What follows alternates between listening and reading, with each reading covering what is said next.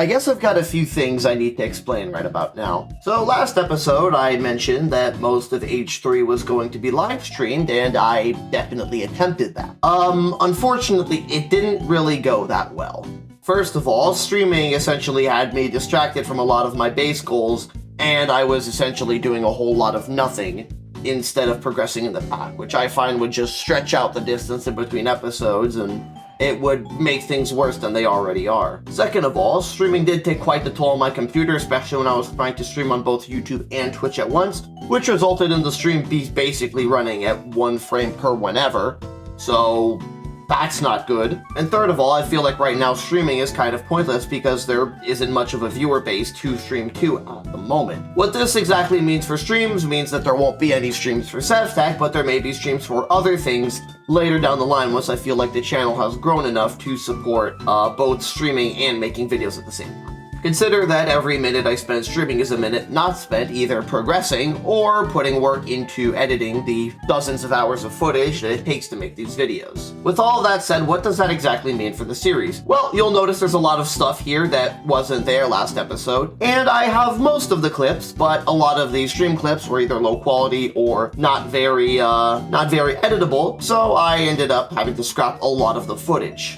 So among everything that was scrapped, basically all of this can be explained except for this part. So I'll explain it to you guys real quick. So in order to make a blast furnace and thus get steel, you need nether bricks. Next up, to actually make the nether bricks, you need ingredients. The ingredients being potash, made from wood in a stoked kiln, and hellfire powder, made from ground netherrack in a filtered hopper. You'll notice that there is no filtered hopper here because they all blew up, as you'll see in the following clips. Enjoy the video.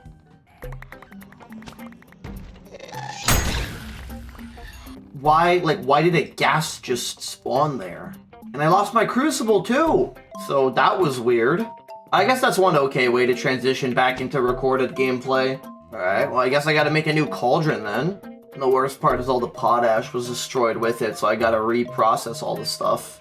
Right, so that was like thoroughly stupid. Can't cry over spilled everything, I guess. Oh, this requires sandstone. Oh, okay, gotta get more. So the stream, I mean, in my book was kind of a bust considering I got basically nothing done in like 3 hours. So I think I'm gonna keep recording for now, and we'll reconvene and maybe do streams in the future with like the next mod pack or, you know, something else. Anyways, in other and inarguably better news, we now have a coke oven, which, you know what? Yeah, we're gonna expand this area out here to put down our new stuff.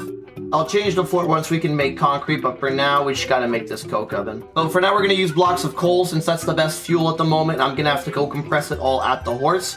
But with the coal coke that the coke oven produces, we will be able to then make steel in the blast furnace once we eventually have it. Now that the potash is done, I'm gonna close that just to hope it doesn't explode again. You can mix the hellfire dust and the potash.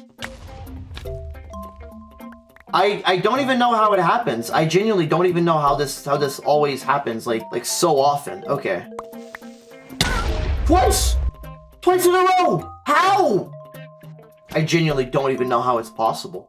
Alright, our first bits of nether sludge is being produced, which we can then turn into unfired nether brick. And then head over here, take this cauldron out, like this, light the flame, and just wait. At least firing nether bricks doesn't summon any ghasts. That would just be awful. So there's the blast furnace, and there's the coke oven. The coke oven turns coal into coal coke, which can be used as fuel in the blast furnace that turns iron into steel. This is going to take a while, so I'm gonna work on, you know, liveling up and making this place a little nicer because this is where we are going to be conducting a lot of our Age 3 technology for the time being.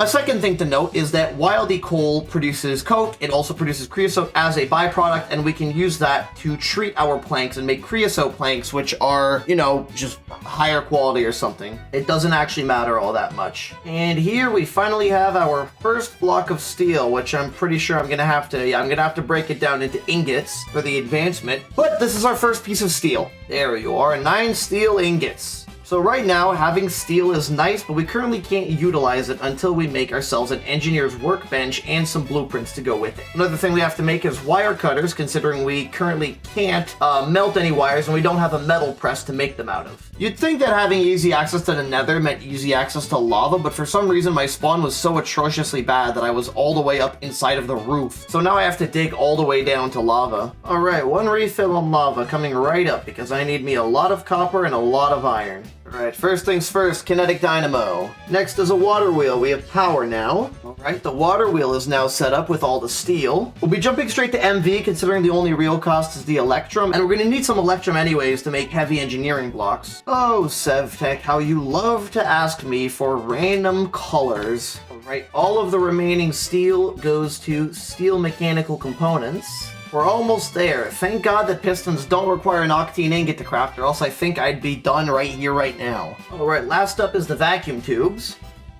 which crashed my game. And now we have vacuum tubes, which... Whoa, what just happened? Okay, well, now we have vacuum tubes, which...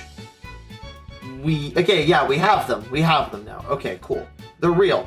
I genuinely don't know why it was so laggy there. With all of our actual mechanical parts done, we're getting very close to finishing our first machine. What we are missing, though, is just a little bit more steel. I think it's kind of crazy that I have to worry about my anvil breaking even at this stage, but thankfully, this is literally the last anvil we're gonna need. Any self-respecting modded player who's used immersive engineering knows exactly what the first machine is gonna be. It is going to be the metal press. First things first, let's connect it up to that water wheel and make sure it's got some power, but we can't use it just yet because we don't have enough steel to make any press molds. But once the press molds are done, well, we'll be able to officially, fully retire the horses because I still had to use the horse press to make the coal blocks for the coke oven. What it'll also let us retire is the stone anvil, and will also let us output twice as many wires and rods from plates and ingots, which is going to be a lifesaver, especially with some of the more expensive machines that there are here. Right, so we have the steel now. If we have 5 steel plates and engineer's wire cutters, we can pick out one of our metal press molds, which I am going to choose the first one to be a plate, so that with the rest of the steel we can now place in the plate mold and then throw in our 5 steel ingots and watch them go through. And with the 5 next ones, I am going to go for the wire mold. Our next 2 metal press molds is going to be the 3x3 packing mold and the unpacking mold. These molds are going to let us turn blocks into ingots and ingots into blocks, and will also allow us to make large amounts of coal blocks. So the smeltery is now a 7x7 beast with significantly more storage than before, and also all of the output for the tables is automated, which makes all of the smelting a lot easier to do. Off camera, I made an extra coke oven and an extra blast oven, but that's not very important considering that these are going to be phased out by the end of the video. By the way, the final objective of the video is to make a functioning arc furnace, which means that we're going to need a lot of power to run it. So the power method I've chosen, at least until I can get to diesel, which is through the arc furnace, I will be using thermoelectric generators. Alright, with good power generation comes big batteries, so that's what we're going to be making right here. When I said we'll be using thermoelectric generators, I actually meant it. There's 12 of them here. This is the battery tower. We're using liquid starlight and lava to make power. And we have about 7 MV capacitors worth of storage, which is 7 million RF of storage. Now you may notice this squiggly roof. This is all by design. This is where the machines are going to go, and these are going to be outputs directly to the machines, because I do not want to end up with a lot of lethal wires all around my base, and I don't want to have to deal with insulating them either. So since I'm out of coal, it's time to do the long overdue thing and make some ore excavation modifiers to put on my pickaxe, which will make it infinitely easier to actually collect coal. Alright, let's see just how effective this excavate modifier is. Well, that's pretty strong. Alright, I think it's time that we make our next machine. It's just about now. So first things first is iron components, and then making light engineering blocks. These are so much cheaper than the heavy ones, and that is a welcome change. Next up, I'm going to need this rod mold because we're going to start working on some scaffolding. While that's running, we also need another redstone engineering block. Next up is steel fences. God, this is expensive. Luckily enough, that should be everything to build. And bam, there's our crusher. Next up, we connect it up to the power, and we have a functioning crusher. Now, granted, right now it doesn't have much of a use because we don't have the arc furnace yet, which is our next machine, but it still has one use at the moment. And that use is very loudly shredding all of our iron. So this is the first step towards ore doubling, because in reality, any iron ore that I put in here outputs 2 iron ore and a chance to get 1 nickel. Now the nickel isn't all that important, but what is important is the iron grit. Now we are going to need an arc furnace to be able to smelt all of this grit, but for the time being, the iron is going to be useful in making insulating glass. It also has a secondary use that I'm probably going to use a lot, and that is turning cobblestone into gravel and gravel into sand. I don't know how the Sevtech devs did it, but they made me have to go grab another die. Thank goodness that the crusher at least lets me crush the dies quickly instead of using the millstone, which is arguably incredibly slow. Alright, all the die powder's been crushed, and all the glass is done. So with the glass, the iron, and the green powder, we are able to make insulating glass. Now, insulating glass only has 2 uses. The first one being making high voltage relays, which we are going to transition to once the arc furnace is active, and the second one is making circuit boards, which are required in all of the modular machinery that we're going to need to make oil processing. Now, while we wait for all the steel to produce, that doesn't stop us from making all of the rest of the materials that we're going to need, which we have most of everything that doesn't require inane amounts of steel. A few hours later, and we have everything we need to make the arc furnace, which means it's now time to build.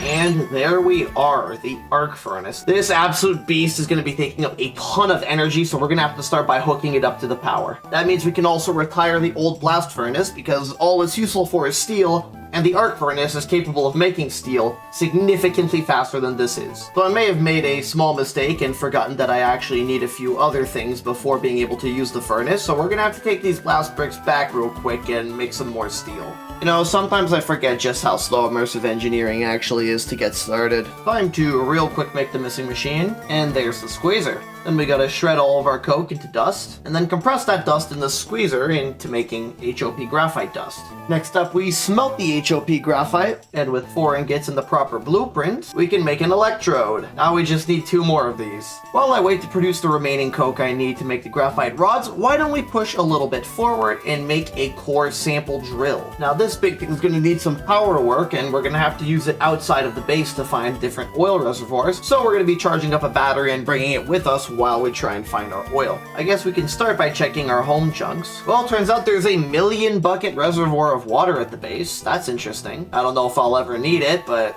that's cool to know. There's also 400 buckets of lava under the base. Hey, there we go. Finally got a hit on oil. There's oil in this chunk. I'm gonna mark it out, and then we're gonna come back once we're ready to make oil processing. After several hours of waiting, yes, it takes that long, we finally have enough coke to make all of the graphite we need for the rods so that we can operate the arc furnace. Now you're probably wondering, now that we can use it, what is the arc furnace useful for? And how does this relate to the economic state of Papua New Guinea? Well, I can only answer one of these questions this episode, and that's that it has nothing to do with the economic state of Papua New Guinea.